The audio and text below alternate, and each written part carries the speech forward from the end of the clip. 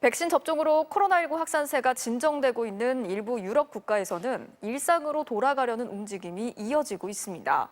프랑스는 8개월 만에 놀이공원을 다시 개장했고 야간 통행 금지 조치도 해제하기로 했습니다.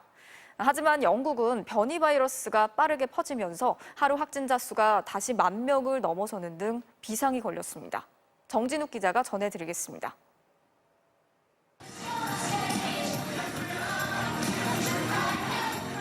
미키마우스 등 만화 주인공들이 음악에 맞춰 춤을 추며 손님을 맞습니다.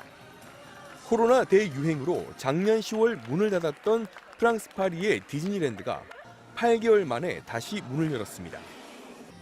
아직은 마스크를 쓰고 손 소독과 거리 두기 등 방역 수칙을 준수해야 하지만 아이열은 할 것 없이 다시 찾은 일상을 만끽했습니다. Parce que moi je suis infirmière, donc ça a été une année très difficile et que du coup voilà, pouvoir se retrouver ici avec mon fils, c'était super. 작년 11월 하루 확진자가 7만 명에 육박하는 등 최악의 상황을 보였지만 최근 들어 400명대까지 떨어지며 봉쇄 조치를 푼 겁니다.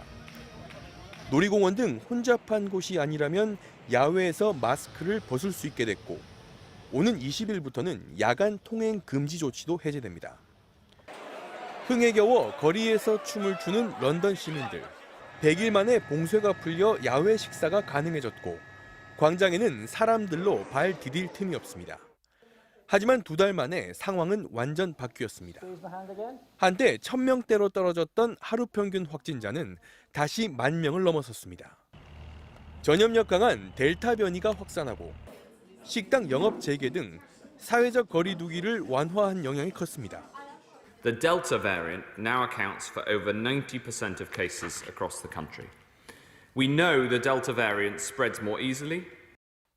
성인의 80%가 백신 1차 접종을 마쳤지만 변이 확산 속도를 따라잡지 못하는 겁니다.